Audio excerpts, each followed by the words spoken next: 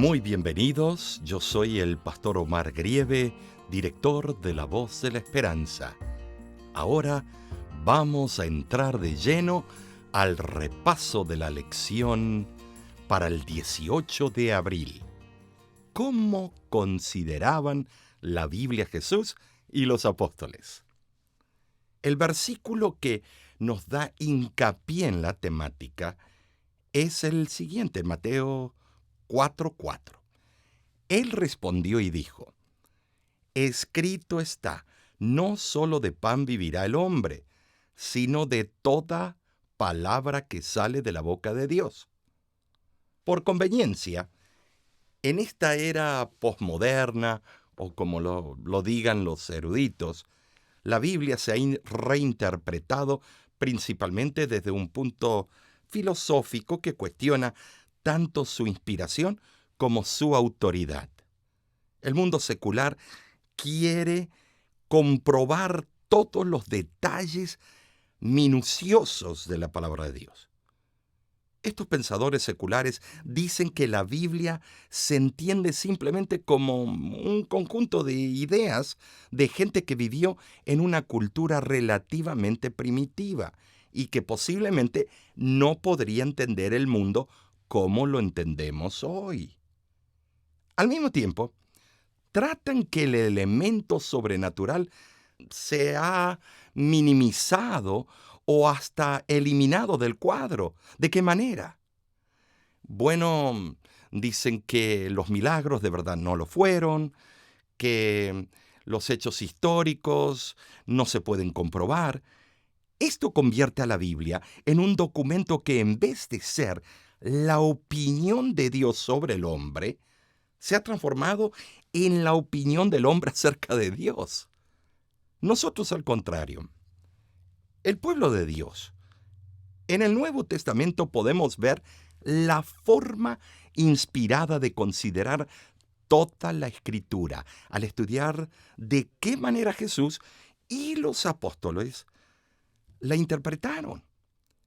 Es conveniente repetir vez tras vez que cualquier persona que escudriñe la palabra de Dios con un sentido de sinceridad, decidido a hacer la voluntad del Eterno, la va a comprender porque el Espíritu Santo va a tomar posesión de aquel que está estudiando, y ahí viene el factor llamado iluminación. La semilla de la palabra de Dios que cae en un corazón honesto siempre produce fruto para vida eterna. Las palabras más célebres del versículo que acabamos de leer es el escrito está. Acababa de ocurrir el bautismo de Jesús por parte de Juan el Bautista.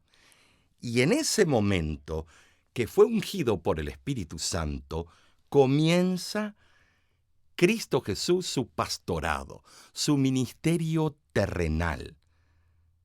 Ese maestro ungido, en ese momento, él tuvo que ser, de acuerdo a la Biblia, llevado por el Espíritu Santo al desierto. ¿Para qué? Para empezar su ministerio con una gran prueba. La prueba que iba a demostrar que ya él estaba listo para enfrentar las peripecias que iba a pasar próximamente. Después de su bautismo, cuando él llega al desierto de Judea, en su condición humana más débil, ¿y por qué digo eso? Porque él fue tentado por Satanás en el momento cuando estaba con más hambre, con más debilidad física y con una angustia y un estrés mental terrible. Recordemos que Satanás tienta siempre en el momento que te encuentras más débil físicamente y, por supuesto, angustiado emotivamente. Ahora vemos nosotros, en el libro de Mateo, capítulo 4, versículo del 1 al 11, las tres tentaciones marcadas por Satanás. La primera atacando el aspecto fisiológico de Cristo.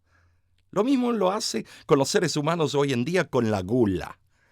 Lo hace con, podemos decir, con la exageración en la comida, en las tentaciones, en el mal uso de la mayordomía del cuerpo.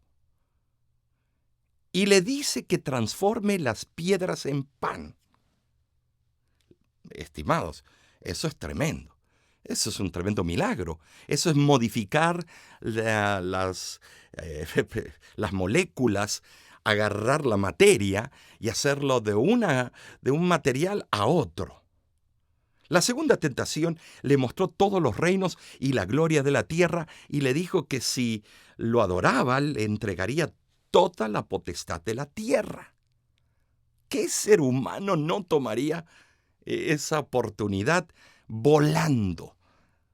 Imagínese que usted pueda ser el ruiseñor de todo el mundo con solo arrodillarse.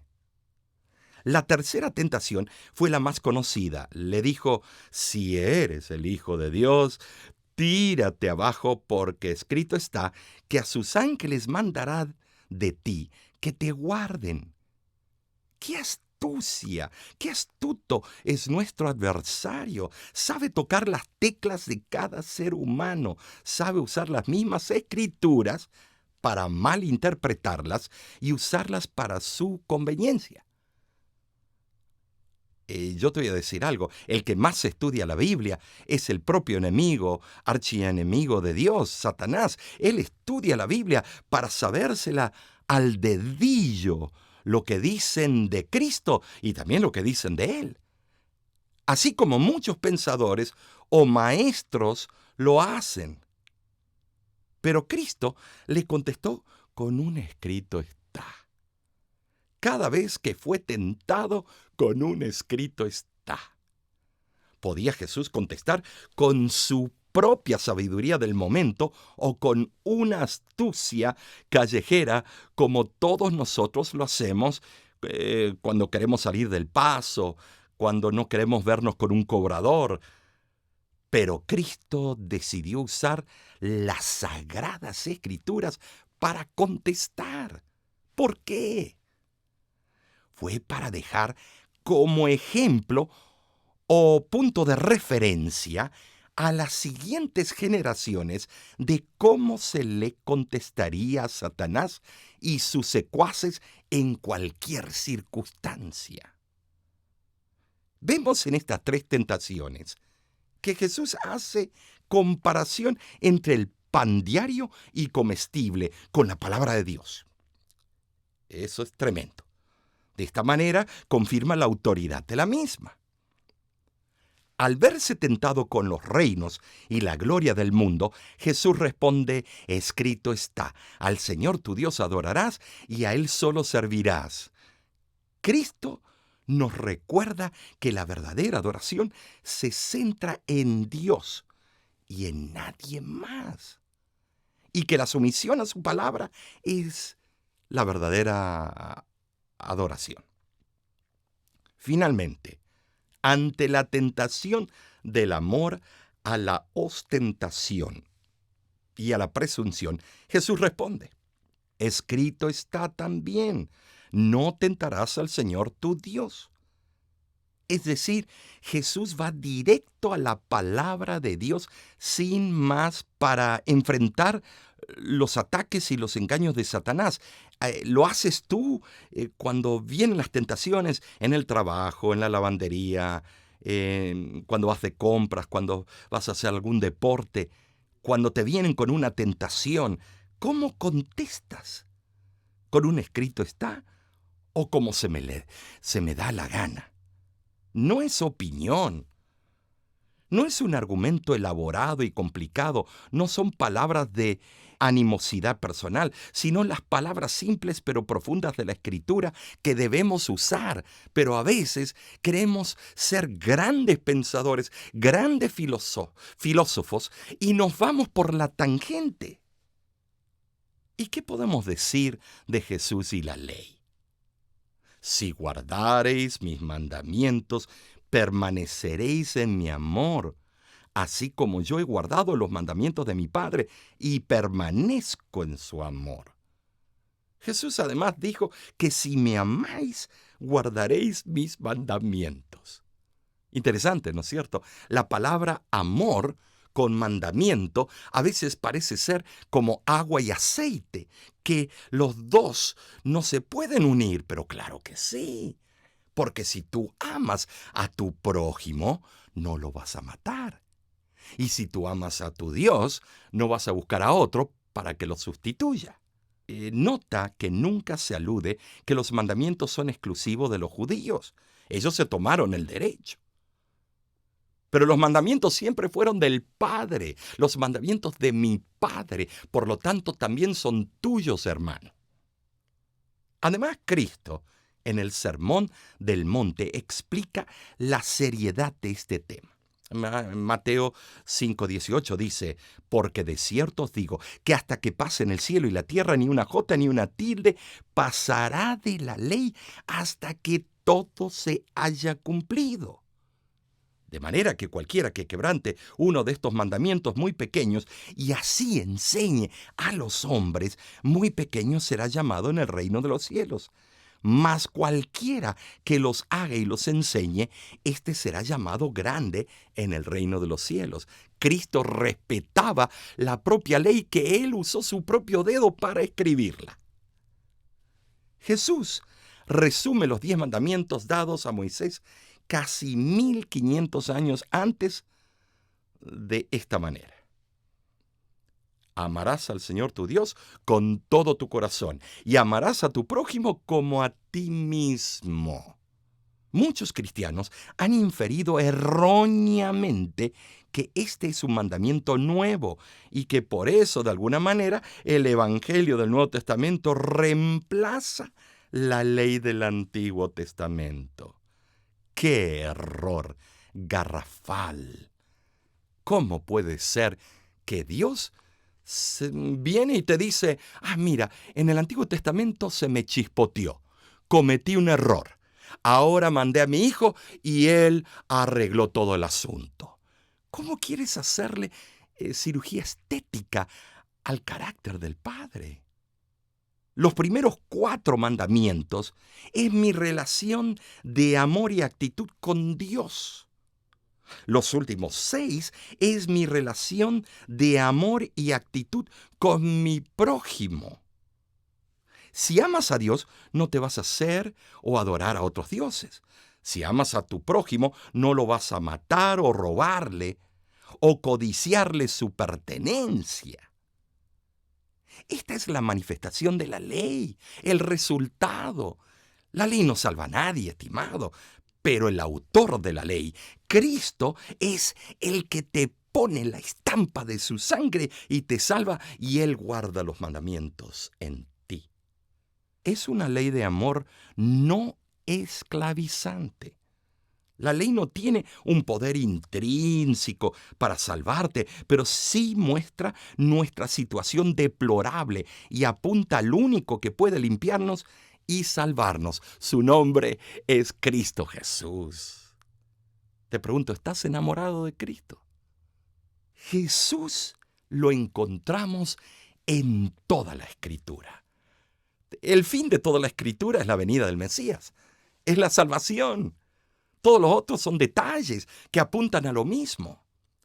Ahora, ¿cómo usa Jesús la Escritura para enseñar a los discípulos el mensaje del Evangelio?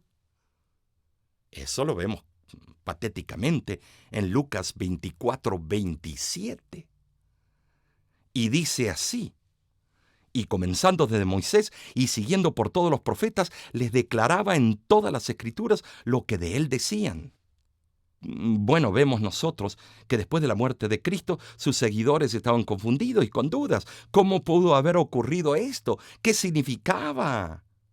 Y camino a Emaús, Él les enseñó a esos 2 hombres todo lo que las profecías y la Biblia decían de Él. Ahora, ¿qué enseña y manda Jesús? Sus enseñanzas se basan en todas las Escrituras. Es sobre la base de la autoridad profética de la palabra como Él vino, y es un cumplimiento de las profecías de las Escrituras como se sometió a su Padre. En todo esto podemos ver a Jesús y el origen de la historia de la Biblia.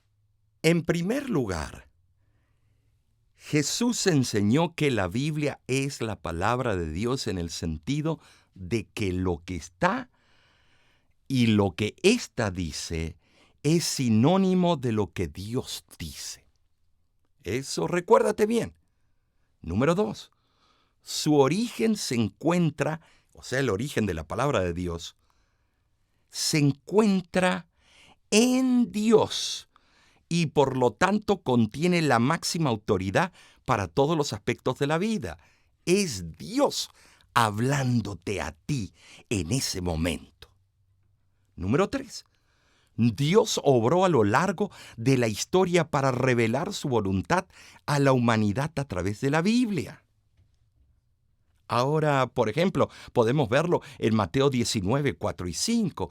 Jesús menciona una referencia escrita por Moisés.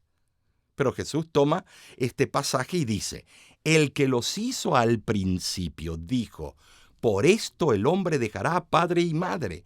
En vez de decirla, la Escritura dice, Jesús dice, el que los hizo. ¿Por qué? Porque Él los hizo. Entonces, ve Él y atribuye a la palabra del Creador lo que escribió el narrador del Génesis. De hecho, Jesús considera que Dios es el autor de esta declaración, aunque la haya escrito Moisés. Jesús sistemáticamente considera las personas, los lugares y los hechos del Antiguo Testamento como verdades históricas. David comiendo el pan sagrado. Adán y Eliseo socorriendo a la viuda de Sarepta. Y vemos la referencia entre Adán y Zacarías. También debemos notar el papel que los apóstoles y la Biblia jugaron en el Nuevo Testamento. Los escritores del Nuevo Testamento abordan la Biblia de la misma forma que Jesús. En cuestiones de doctrina, ética y cumplimiento profético, el Antiguo Testamento para ellos era la palabra y la autoridad de Dios, porque no estaba escrito el Nuevo Testamento. No encontramos nada en ninguna parte que estos hombres hayan hecho o dicho que desafíe, que tergiverse, que cambie el sentido de la palabra o alguna parte de la Biblia. Veamos algunos ejemplos. Hechos 4:24. Y nosotros también os anunciamos el evangelio de aquella promesa hecha a nuestros padres. ¿Se dan cuenta? No cambiaron. Están repitiendo lo que ya había sido escrito. Romanos 9:17. Porque la Escritura dice: a Faraón, para esto mismo te he levantado, para mostrar en ti mi poder. Están refiriéndose al Antiguo Testamento, o sea, que están repitiendo lo que ya estaba escrito. Gálatas 3:8. Y la Escritura, previendo que Dios había de justificar por la fe a los gentiles, dio de antemano la buena nueva a Abraham, diciendo: en ti serán benditas todas las naciones. ¿Se dan cuenta? El Nuevo Testamento y el Antiguo, los dos se complementan y no se contradicen. Los apóstoles y los profetas de antaño hablan de lo mismo. Puedes observar cómo en estos versículos están estrechamente relacionados con la Escritura, con la voz misma de Dios. Los autores del Nuevo Testamento incondicionalmente confiaban en el Antiguo Testamento como la palabra de Dios. Hay cientos de referencias en el Nuevo Testamento que testifican esto. Un erudito hizo un estudio y ha compilado una lista de 2.688 referencias específicas y encontró lo siguiente: 400 citas de Isaías en el Nuevo Testamento, 370 de los Salmos, 220 de Éxodo y mucho más. Ahora, si a esta lista se agregan alusiones, temáticas y motivos, estimados, el libro de Apocalipsis da mención también, sacó material de un libro deuterocanónico que es Primera y Segunda de Macabeos. Hay más de 50 menciones que aluden a lo que se encuentra escrito en esos libros. O sea que Dios tiene el derecho a divina selección, agarrar material de diferentes fuentes e incluirlo en la fuente principal. Ahora, los hombres creen que son más sabios que la palabra de Dios, más sabios incluso que Dios. Y en vez de poner los pies sobre el fundamento inamovible y confrontar todo con la palabra de Dios, someten esta palabra a sus propias ideas de ciencia y naturaleza, y si resulta que aquella no concuerda con sus ideas científicas, la descartan por falta de credibilidad. Esto lo escribió Elena G. de White, Signs of the Times, marzo 27 de 1884, página 1. Pero Cristo ha dado a su pueblo las palabras de verdad, y todos están llamados a cumplir su parte en darlas a conocer al mundo. No hay santificación aparte de la verdad. Y termino con esto. A un herrero, después de muchos años de andar por los caminos de Dios en este mundo, alguien se le acercó y le hizo esta pregunta: ¿por qué tiene usted tantas pruebas concerniente a Dios y a la Biblia? Desde que usted se hizo cristiano y comenzó a andar rectamente, ha tenido pruebas dobles y más accidentes que antes. Yo creía que cuando alguien rinde su vida a Cristo y leen las palabras de ese libro, se acaban sus pruebas. ¿No es esto lo que dice su pastor? Con un rostro pensativo y alegre, el herrero contestó: ¿ve usted este pedazo de acero? Necesito hacer unos muelles. Pero antes el acero debe ser templado. Para esto lo pongo al rojo vivo en la fragua y después lo enfrío en el agua. Le doy el temple, lo caliento otra vez, lo golpeo sobre el yunque, lo doblo, lo amoldo hasta que consigo lo que quiero. Muchas veces encuentro el acero demasiado quebradizo y no lo puedo usar. En ese caso, tiro el desperdicio, aquellos pedazos que no sirven, que ya no sirven para nada, lo tiro. Y luego de esto, hizo una pausa para que su interlocutor confirmara el hecho. Enseguida continuó el herrero: Dios nos salva para algo más que para gozar de la vida. Tenemos el gozo de Cristo en nuestros corazones, pero Él nos necesita para su servicio, lo mismo que yo necesito este pedazo de acero. Él nos da el temple que necesitamos por medio de las pruebas y las dificultades. Es por eso que en mi corazón le digo: Señor, pruébame en cualquier forma que quieras, pero no me arrojes al desperdicio. Qué hermoso testimonio de un hombre que leía la Biblia y la aplicaba en su vida. ¿Qué haces tú? ¿La lees por leerla o la aplicas? Muchas gracias por estar con nosotros en el repaso de la lección esta semana. Te invitamos la próxima semana. Suscríbete en el canal de YouTube de La Voz de la Esperanza, pero no solamente tú, dile a otros, avísale a todos tus amigos, a todo el mundo de este canal. De nuestra parte, nos despedimos hasta la próxima semana.